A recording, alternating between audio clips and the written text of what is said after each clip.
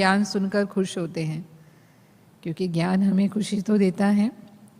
रोज़ मुरली सुनते हैं, बहुत खुशी होती है। 2 घंटे तक, कुछ घंटे तक हम कहेंगे, उसका प्रभाव भी रहता है, हमारी आत्मा रूपी बैटरी चार्ज रहती है। लेकिन जब हम कार्य व्यवहार में आ जाते हैं तो फिर धीरे धीरे वो ज्ञान विस्मृत होने लगता है। क्यों बाबा हमें कहते हैं विचार सागर मंथन करने के लिए? क्योंकि भूल जाते हैं। तो जैसे ही हम ज्ञान भूलते हैं, जब तक ज्ञान स्मृति में है तब तक तो हम बिल्कुल, कोई परिस्थिति आएगी तो शांति से बात करेंगे, कोई बात सहन करनी होगी तो उसे सहन भी कर लेंगे, बहुत नम्रता से ही व्यवहार करेंगे, सुख ही देंगे, कैसा भी व्यक्ति है, कैसी भी परिस्थिति है। लेकिन जब विस्मृत हो गए, पुराने संस्कार इमर्ज हो जाते हैं, और पुराने संस्कार इमर्ज हुए तो वही छोटी सी बात हमें गुस्सा पैदा करती है, चिड़चिड़ापन लाती है, नाराज़गी पैदा कर देती है। हम दुखी हो जाते हैं, परेशान हो जाते हैं, टेंशन में आ जाते हैं। फिर सोचते हैं अमृत वेला भी किया था, मुरली भी सुनी थी, फिर भी ऐसा हो रहा है। तो क्यों हो रहा है? क्योंकि हमने ज्ञान का स्मरण नहीं किया, उसे यूज़ नहीं किया, उसे यूज़ करना भूल गए। हम दादियों को देखते रहे हैं इतने सालों से, आप भी सुनते हैं कि दादियाँ 4-4, 6-6 बार मुरली पढ़ते थे। बड़ी दादी जी को तो हमने प्रत्यक्ष में देखा है कि नियम था उनका कि 4 बार मुरली पढ़ना ही है। तो कई बार ऐसा होता है कि हम ज्ञान का मनन नहीं कर रहे, पर अगर हमने उसे फिर से स्मृति में भी ले आया, जो हमारी स्मृति है अगर वो रिवाइज हो गई तो स्मृति से हमारी स्थिति बदल जाती है, फिर से हम उसी स्थिति में आ जाते हैं। क्योंकि जैसी स्मृति वैसी स्थिति, फिर वैसी समर्थी होती है। और ज्ञान को अगर हम रत्नों के रूप में यूज़ करते हैं, जैसे कहा कि अगर हमने उसे रत्न की तरह समझा और या फिर उसकी वैल्यू नहीं की, तो वही रत्न हमारे लिए पत्थर हो गए। इसके ऊपर एक कहानी आती है कि एक बार जो है एक भिखारी था, भीख मांगकर अपना जीवन चलाता था, और राजा उस नगर से जब गुजर रहा था तो उसने देखा कि मेरे राज्य में भिखारी है। तो राजा को अच्छा नहीं लगा, तो उसने उसे बुलाया अपने पास, पर वो वेश बदले हुए था। तो उसने उसको अपने गले में जो रत्नों की माला थी वो भिखारी को दे दी कि तुम ये रखो अपने पास, और अभी तुम्हें भीख मांगने की ज़रूरत नहीं है। तो जब भिखारी को वो माला हाथ में आई तो उसको रत्नों की पहचान नहीं थी। तो उसने सोचा कि ये मुझे क्या दिया है, ये पत्थर दे दिए, ना तो मेरे खाने के काम के हैं और ना ही इसका मैं कोई यूज़ कर सकता हूँ। तो गुस्से में आकर के उसने वो माला तोड़ दी अपने हाथ में, वो ले लिए उसके रत्न, और उसे पक्षी उड़ाने लगा, या कोई भी रास्ते में जानवर दिखता था उसको वो मारने लगा। तो ऐसे सारे के सारे रत्न उसने फेंक दिए।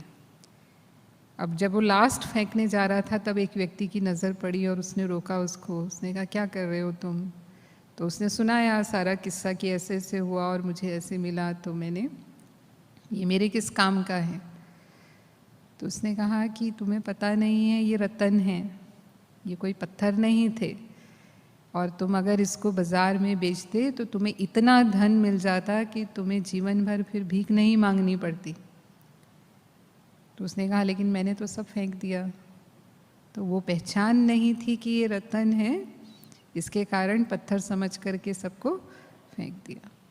तो ज्ञान रत्नों को भी तब हम यूज़ कर पाते हैं जब हम उतनी वैल्यू उनकी करते हैं या जानते हैं, नहीं तो वो हमें साधारण बातें लगती है। रोज़ ही तो बाबा मुरली में कहता है, और बस जैसे एक कान से सुना और दूसरे कान से वो बाहर आ जाता है, या कहाँ रह जाता है, क्लासरूम तक रह जाता है।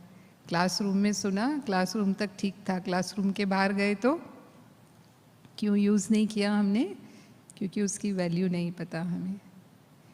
ज्ञान हमारे अस्त्र शस्त्र भी हैं, और जैसे अस्त्र शस्त्र का अभ्यास किया जाता है रोज़, आज कोई भी सैनिक होता है, जो भी उसके पास अस्त्र शस्त्र हैं, वो रोज़ चलाता है उनको, ताकि समय पर सही निशाना लगे। नहीं तो दुश्मन सामने आएगा और वो अभ्यास नहीं होगा तो निशाना चूक सकता है, और निशाना चुकेगा तो कौन जीत जाएगा? दुश्मन जीत जाएगा।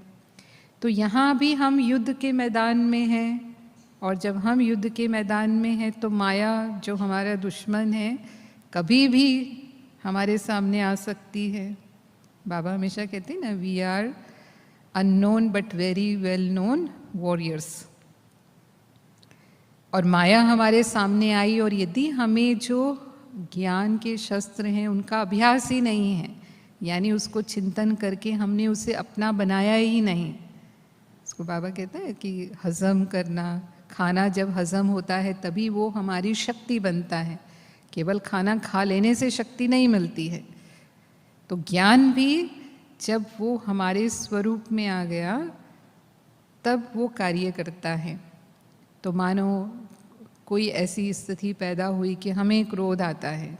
अब सारे दिन में कितनी बार ऐसी स्थितियां पैदा हो जाती हैं जब हम क्रोध कर सकते हैं, लेकिन अगर मेरे स्वरूप में है, मुझे ये स्मृति है कि मैं शांत स्वरूप आत्मा हूँ और शांति देना मेरा कर्तव्य है, क्योंकि मैं शांति के दाता की बच्ची हूँ। या हम कहें कि जो भी आत्मा परवश है उसको सहयोग देना मेरा कर्तव्य है, उसके प्रति मुझे रहम करना है। जब मुझे ये स्मृति है तभी उस परिस्थिति पर हम सहज विजय हो जाएंगे। हमें क्रोध करने वाले पर क्रोध नहीं आएगा, लेकिन उस समय मेरा क्या फर्ज है वो हम कर पाएंगे, और नहीं तो बाद में पश्चाताप होगा। क्रोध तो कर लेंगे, रिएक्ट कर लेंगे, फिर बाद में लगेगा कि अरे ऐसा नहीं करना था, ऐसा नहीं बोलना था, मेरे मुंह से ऐसा निकल गया, ऐसा मैंने कर लिया, लेकिन फिर कर्म तो हो गया ना।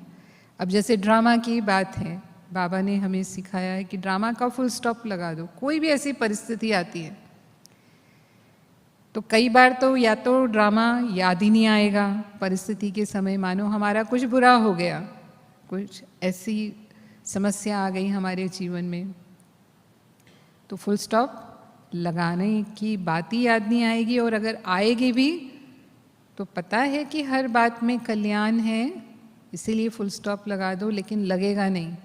सोचते भी रहेंगे कल्याण है, और डिस्टर्ब भी होते रहेंगे, हलचल में भी आते रहेंगे, क्यों क्या में भी जाते रहेंगे, तो काम नहीं कर रही वो पॉइंट, क्योंकि अभ्यास नहीं किया हमने उसका ना, उसको हमने अपना नहीं बनाया। तो ये बहुत ज़रूरी है कि ज्ञान को हम यूज़ करते रहें, और जितना हर परिस्थिति में हम यूज़ करते रहेंगे उतना वो हमारा जमा होता जाएगा, उतनी हमारी कमाई बढ़ती जाएगी, और फिर तब हम दान भी कर सकेंगे। जो हमने अनुभव किया वो दूसरों को देना हमारे लिए सहज होता है।